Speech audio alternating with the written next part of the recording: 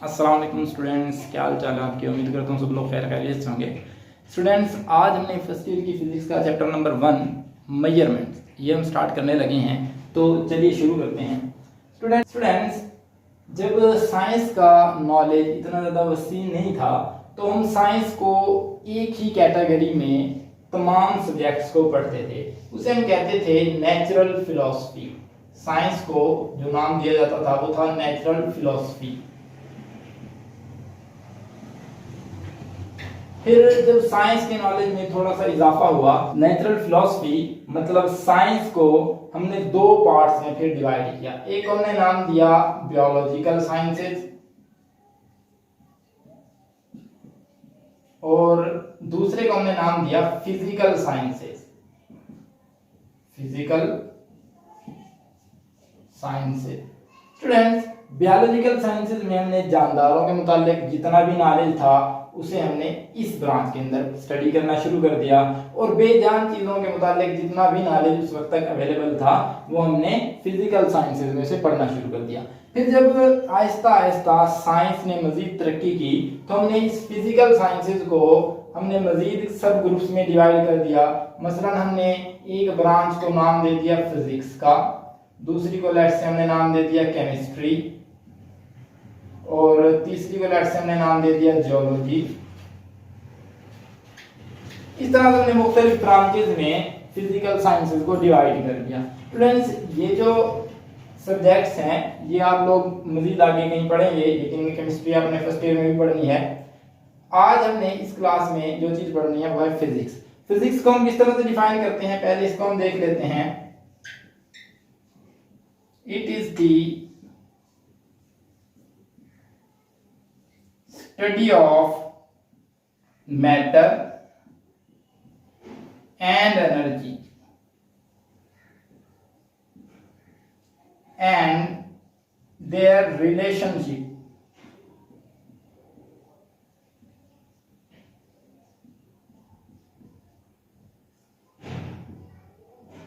इसके अंदर हमने क्या पढ़ना है, हमने मैटर को स्टडी करना है, एनर्जी को स्टडी करना है और मैटर और एनर्जी का आपस में क्या रिलेशनशिप है इसे हमने फिजिक्स के अंदर स्टडी करना है। स्टूडेंट्स, तो मेजरमेंट्स को पढ़ने के लिए यकीनन हमने उन क्वांटिटीज को पहले पढ़ना जरूरी है जो हमने मेजर करनी है। तो स्टूडेंट्स, जितनी भी क्वांटिटीज को हम मेजर कर सकते हैं उन्हें हम कहते हैं फिजिकल क्वांटिटीज। Physical quantities. अब फिजिकल क्वांटिटीज की भी आगे कुछ टाइप्स हैं। एक को हम कहते हैं बेस क्वांटिटीज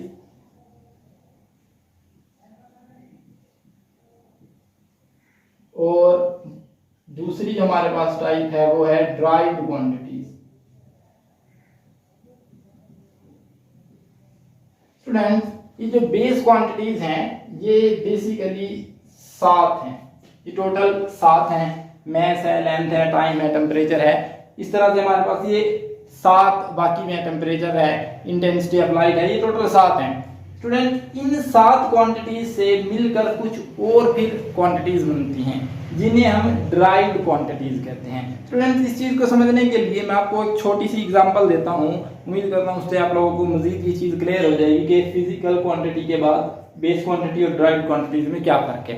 स्टूडेंट्स, आप लोग कंसीडर करें कि आप जब चाय बनाते हैं तो क्या करते हैं, दूध, चीनी और पत्ती, इन तीनों चीजों को मिक्स करते हैं तो एक नई चीज बन के चाय आपके सामने आ जाती है। तो स्टूडेंट, आप लोग यहाँ पे यही समझें कि दूध, चीनी और पत्ती जो है वो बेस क्वांटिटीज हैं और जो चीज बनकर सामने आई है वो ड्राइव्ड क्वांटिटी है। स्टूडेंट्स, ऐसा ही होता है फिजिक्स के अंदर भी कि हम मुख्तलिफ बेस क्वांटिटीज को इस्तेमाल करते हैं आपस में और उससे हम एक नई फिजिकल क्वांटिटी ड्राइव कर लेते हैं जिसे हम कहते हैं ड्राइव्ड क्वांटिटी। इसकी मैं आपको एक एग्जांपल देता हूं। स्टूडेंट्स, आप लोगों ने यकीनन 9th क्लास में स्पीड का फार्मूला पढ़ा होगा। स्पीड को हम कैसे लिखते थे, डिस्टेंस उसे हम ऐसे रिप्रेजेंट करते थे डिवाइडेड बाय टाइम। ये आपने स्पीड का फार्मूला पढ़ा था। देखिए स्टूडेंट्स, डिस्टेंस भी एक बेस क्वांटिटी है, टाइम भी एक बेस क्वांटिटी है। जब हमने इन दोनों को मिलाया तो हमारे पास एक और क्वांटिटी बन के सामने आ गई, स्पीड। ये हमारे पास ड्राइव्ड क्वांटिटी है। उम्मीद करता हूँ आप लोगों को ड्राइव्ड और बेस क्वांटिटीज का जो कॉन्सेप्ट है वो रिमाइंड मैं करवा चुका हूँ और यकीनन आप लोगों को इसकी समझ आ गई होगी। स्टूडेंट अब हम देखते हैं कि इनके यूनिट्स क्या होते हैं। System international of units SI, उसे भी हमने आज देखना है। तो पहले हम उसी को डिफाइन करने की कोशिश करते हैं कि वो क्या है। सिस्टम इंटरनेशनल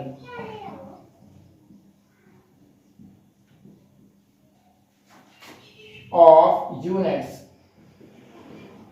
स्टूडेंट्स 1960 में साइंटिस्ट ने क्या चीज ऑब्जर्व की, उन्होंने कहा कि देखिए हम मुख्तलिफ जगह पे मुख्तलिफ यूनिट्स इस्तेमाल करते हैं। लेट्स से हम कपड़े के लिए लेंथ के लिए जो अमूमन वहां पे यूज होता था एक यूनिट, वो एक गज और एक मीटर, 2 यूनिट्स इस्तेमाल होते थे।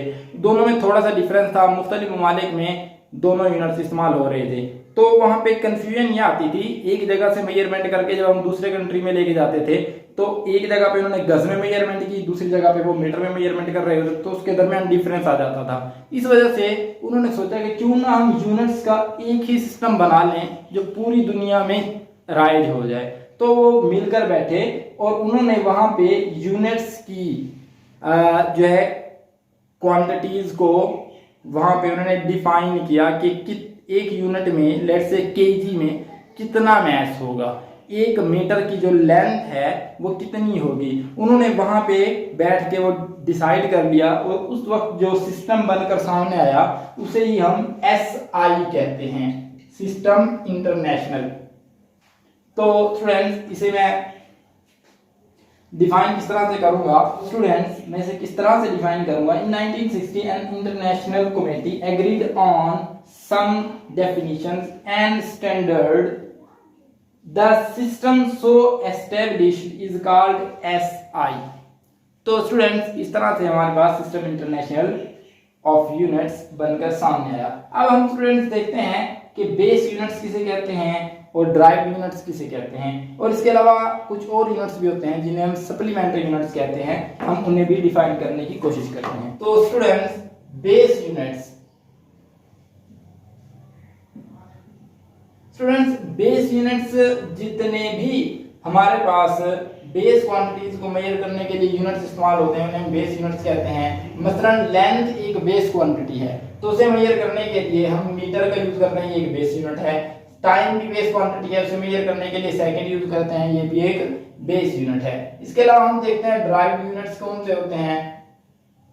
ड्राइव यूनिट्स स्टूडेंट्स हमारे पास जितने भी यूनिट्स ड्राइव क्वांटिटीज को मेजर करने के लिए यूज होते हैं उन्हें हम ड्राइव यूनिट्स कहते हैं। मसलन हमारे पास यूनिट है न्यूटन फोर्स का, या मैं कहता हूं मीटर पर सेकंड या मीटर पर सेकंड स्क्वायर, ये वेलोसिटी का यूनिट है, ये एक्सेलरेशन का यूनिट है, ये सारी ड्राइव्ड क्वांटिटीज के यूनिट हैं।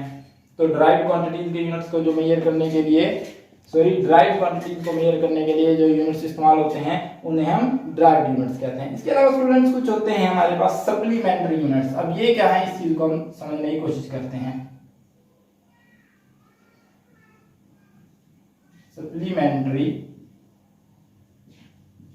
यूनिट्स स्टूडेंट्स कुछ यूनिट्स हमारे पास ऐसे भी हैं जो ना तो ड्राइव्ड यूनिट्स हैं और ना ही वो बेस यूनिट्स हैं, उन्हें हम कहते हैं सप्लीमेंट्री यूनिट्स। अब उसके अंदर 2 यूनिट्स ज्यादा इंपॉर्टेंट हैं, एक है रेडियन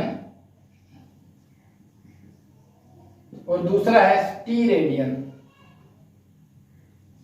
स्टीरेडियन अब ये क्या है स्टूडेंट्स, ये जो रेडियन है ये एक प्लेन एंगल है। प्लेन एंगल का क्या मतलब है, मतलब ये 2 डायमेंशनल एंगल है। लेट्स से एक सर्कल है, यहाँ पे ये इसका सेंटर है। अगर हम इस तरह से एक आर्क लें, ये वाली आर्क, तो स्टूडेंट्स ये जो एंगल बनेगा यहाँ पे एक प्लेन एंगल होगा सर्कल के अंदर जो बन रहा है।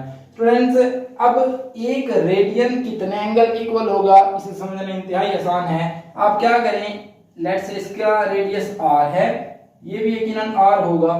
अगर आप इन दोनों, ये जो हमने 2 रेडियाई लिए हैं, इनको इतने फासले पे रखें कि लेट्स से ये वाली जो लेंथ है, ये वाली आर्क, ये इस रेडियस के इक्वल हो जाए।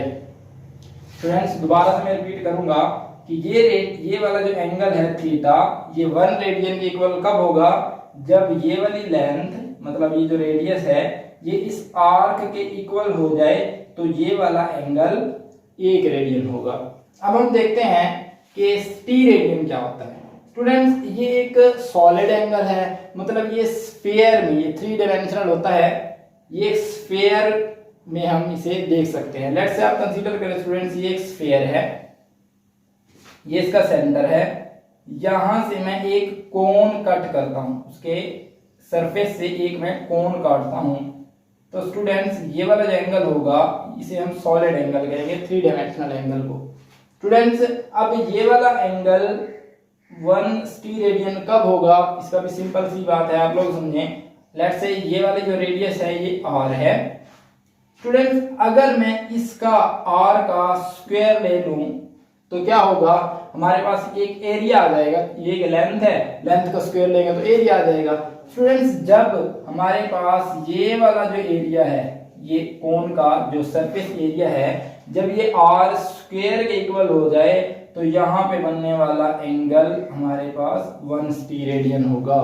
स्टूडेंट्स, दोबारा से रिपीट कर रहा हूं कि जब यहाँ पे हमने ये कोन को हमने काटा और ये उसका रेडियस है स्फीयर का, अब अगर इस रेडियस का हम स्क्वायर लें और वो स्क्वायर इस सरफेस के इक्वल आ जाए, इस सरफेस के एरिया के इक्वल आ जाए, तो हमारे पास यहाँ पे बनने वाला एंगल 1 रेडियन होगा। तो स्टूडेंट्स, ये थे हमारे छोटे छोटे से टॉपिक। कल मिलते हैं एक और वीडियो के साथ। अल्लाह हाफिज।